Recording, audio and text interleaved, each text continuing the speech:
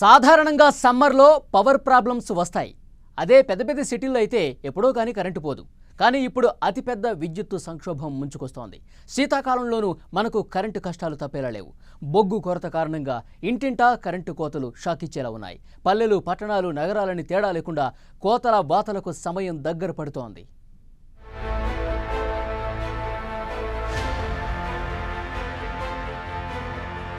ఈసారి శీతాకాలంలోనే రానున్న కరెంటు కష్టాలు. ఓవైపు కరెంటు కోతలు, మరోవైపు ఛార్జీల వాతలు. దేశంలో పొంచి ఉన్న అతిపెద్ద విద్యుత్ సంక్షోభం.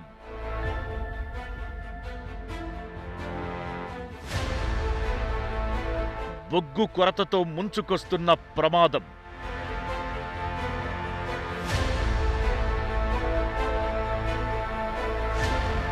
కరెంటు కోతలు మనకు కొత్తేం కాదు. గ్రామాల్లో అయితే గంటల పాటు కరెంటు కోతలుంటాయి. అక్కడితో పోల్చుకుంటే నగరాల్లో కరెంటు కష్టాలు తక్కువే. అయితే ప్రభుత్వాలు తీసుకున్న చర్యలతో కొంతకాలంగా 24 గంటల కరెంటు సరఫరా జరుగుతోంది. కాని ఇప్పుడు మళ్లీ కోతలు పడేలా కనిపిస్తున్నాయి. పల్లె, పట్టణం అన్న తేడా లేకుండా ఇకపై అందరికీ కరెంటు కష్టాలు వచ్చేలా ఉన్నాయి. బొగ్గు కొరత విద్యుత్ మీద పడితే ఎప్పుడు కరెంటు పోతుందో తెలియదు, ఎప్పుడు వస్తుందో తెలియదు. గ్రామాలు, పట్టణాలు, నగరాలు అని తేడా లేకుండా అందరికీ షాక్లు తగలబోతున్నాయి.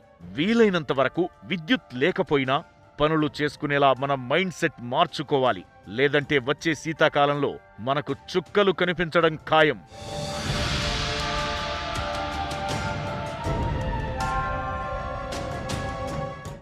దేశవ్యాప్తంగా బొగ్గు నిల్వలు అయిపోతుండడమే కరెంటు కోతల భయానికి కారణం. దేశంలోని 70% విద్యుత్తు అవసరాలను నల్ల బంగారమే తీరుస్తోంది. బొగ్గు ద్వారా విద్యుత్తును ఉత్పత్తి చేసే ప్రభుత్వ థర్మల్ పవర్ స్టేషన్లలో గత కొన్ని రోజులుగా బొగ్గు నిల్వలు అడుగంటిపోయాయి. ఆగస్టు చివరి నాటికి 13 రోజులకు సరిపడా మాత్రమే బొగ్గు నిల్వలు ఉండగా, గత నెల చివరి నాటికి ఇది మరింతగా దిగజారి 4 రోజులకు మాత్రమే సరిపడే నిల్వలే ఉన్నాయి. సెప్టెంబర్ చివరి నాటికి థర్మల్ పవర్ ప్లాంట్ల దగ్గర ఉన్న బొగ్గు నిల్వలు 81 లక్షల టన్నులకు పడిపోయింది. ఇదే ఇప్పుడు అందరినీ తెగ టెన్షన్ పెట్టిస్తోంది.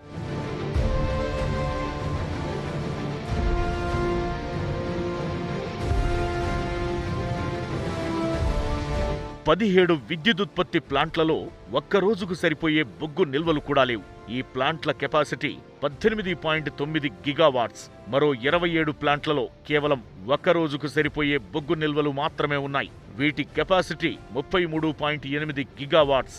మరో 19 ప్లాంట్లలో 2 రోజులకు సరిపడా నిల్వలు ఉన్నాయి. వీటి సామర్థ్యం 24.7 గిగావాట్స్. 14 ప్లాంట్లలో 3 రోజులకు సరిపడా బొగ్గు నిల్వలు ఉన్నాయి. వీటి కెపాసిటీ 20.8 గిగావాట్స్.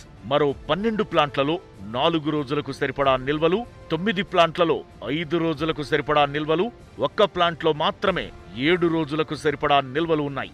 దేశంలో పరిస్థితి ఇలా ఉంది. ఓవరాల్ గా చూసుకుంటే 60,000 నుంచి 80,000 టన్నుల బొగ్గు కొరతతో ప్రస్తుతం ఒక్కో ప్లాంట్ నడుస్తోంది.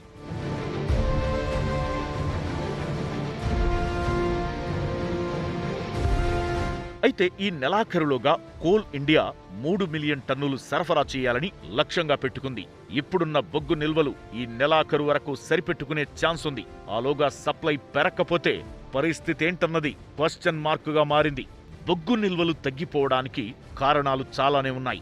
కరోనా ఉధృతి సమయంలో బొగ్గు ఉత్పత్తి మొత్తం నిలిచిపోయింది. కరోనా వ్యాప్తి తగ్గిన తరువాత మళ్లీ పరిశ్రమలన్నీ కార్యకలాపాలు మొదలుపెట్టాయి. దీంతో విద్యుత్ డిమాండ్ గణనీయంగా పెరిగిపోయింది. అయితే భారీ వర్షాల కారణంగా బొగ్గు గనుల్లోకి భారీగా వరద నీరు చేరింది.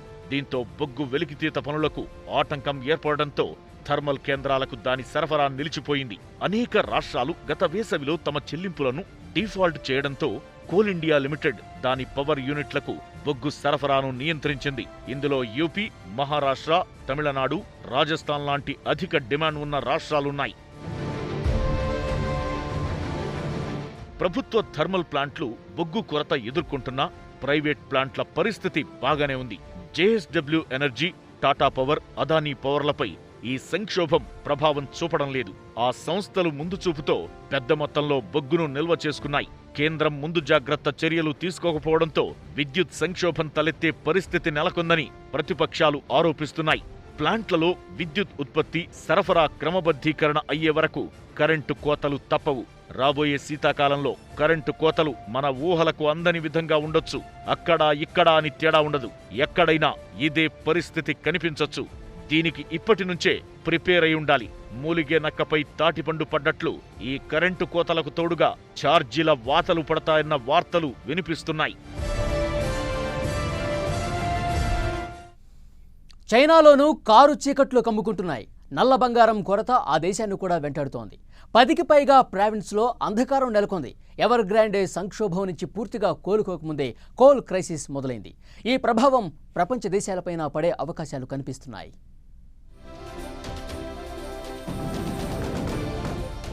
ప్రపంచంలోనే 2 అతిపెద్ద ఆర్థిక వ్యవస్థ. ఎప్పుడూ చైనాలోని నగరాలు విద్యుత్ కాంతులతో మెరిసిపోతుంటాయి. అలాంటి చైనాను ఇప్పుడు మరో కొత్త సంక్షోభం అతలాకుతలం చేస్తోంది. రికార్డు స్థాయిలో బొగ్గు ధరలు, కరెంటు ధరలపై ప్రభుత్వ నియంత్రణలు, ఇలా అన్నీ కలిపి సరికొత్త సంక్షోభానికి దారితీశాయి. బీజింగ్ బొగ్గు గనుల్లో భద్రతా తనిఖీలు జరుగుతున్నాయి. దీని కారణంగా ఇక్కడ గనుల్లో ఉత్పత్తి తగ్గింది. బొగ్గు కొరత కారణంగా విద్యుత్ ఉత్పత్తి తగ్గింది. బొగ్గు తక్కువ ఉత్పత్తి కారణంగా స్థానిక థర్మల్ బొగ్గు ధరలు భారీగా పెరిగాయి. గత సంవత్సరంతో పోలిస్తే దీని ధరలు కూడా రికార్డు స్థాయిలో 80% పెరిగాయి. థర్మల్ బొగ్గు ధరలు విపరీతంగా పెరిగిపోవడంతో అనేక విద్యుత్ ప్లాంట్లను మూసివేయాల్సి వచ్చింది. ఈ సంక్షోభం కారణంగా దాదాపు 44% చైనా కంపెనీలు ప్రభావితమయ్యాయి. విద్యుత్ సంక్షోభానికి ఇది ఓ కారణంగా మారింది. బొగ్గు ఉత్పత్తి తగ్గడం, విద్యుత్ వినియోగం భారీగా పెరిగిపోవడంతో తీవ్రమైన కొరత ఏర్పడింది. వాణిజ్యపరమైన విద్యుత్ వినియోగం పెరగడంతో చివరకు వీధి లైట్లకు కూడా విద్యుత్ను కట్ చేయాల్సిన పరిస్థితులు ఏర్పడ్డాయి. నిజానికి ప్రపంచ అతిపెద్ద విద్యుత్ ఉత్పత్తి దేశమైన డ్రాగన్ కంట్రీ ఇప్పుడు అధిక ఇంధన ధరలు, కార్బన్ ఉద్గారాలపై కఠిన ఆంక్షల నేపథ్యంలో తీవ్రమైన విద్యుత్ కొరతను ఎదుర్కోవలసిన పరిస్థితులు ఏర్పడ్డాయి. సేవా రంగంలో విద్యుత్ వినియోగం 22%, ప్రైమరీ ఇండస్ట్రీ రంగంలో 20% పెరిగింది. Hydro electric output క్షీణించింది. 2018 తరువాత ఇదే అత్యల్పం. ఇదే సమయంలో బొగ్గు కొరత కూడా రావడంతో సంక్షోభం మరింతగా ముదిరిపోయింది. చైనాలో కరెంటుకు డిమాండ్ 13% పెరిగితే బొగ్గు ఉత్పత్తి మాత్రం కేవలం 6% పెరిగింది. అంటే అక్కడ కొరత ఏ స్థాయిలో ఉందో అర్థం చేసుకోవచ్చు.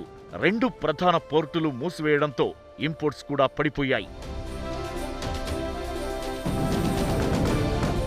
మొన్నటికి మొన్న చైనాలోని ఎవర్ గ్రాండే సంక్షోభం స్టాక్ మార్కెట్లను కుదిపేసింది. ఇప్పుడక్కడ కోల్ కొరత, విద్యుత్ సంక్షోభం కూడా ఇతర దేశాలపై పడే అవకాశాలైతే కనిపిస్తున్నాయి. అది ఎలా అంటే, డిమాండ్కు తగినంత కరెంటు సరఫరా లేకపోతే ఖచ్చితంగా ఆ ఎఫెక్ట్ ఉత్పత్తి రంగంపై పడుతుంది. చైనాలో ఉత్పత్తి తగ్గితే ఆ ప్రభావం యూరోప్, ఆఫ్రికా ఖండాల్లో అనేక దేశాలపై పడుతుంది. గత కొన్ని దశాబ్దాలుగా ఎదిగిన చైనా ప్రపంచ కర్మాగారంగా పేరు తెచ్చుకుంది.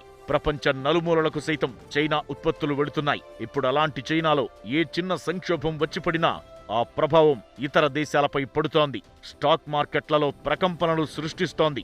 ఇప్పటికే చైనాలో విద్యుత్ సంక్షోభం కారణంగా పరిశ్రమల ఉత్పత్తి తగ్గిపోతూ వస్తోంది.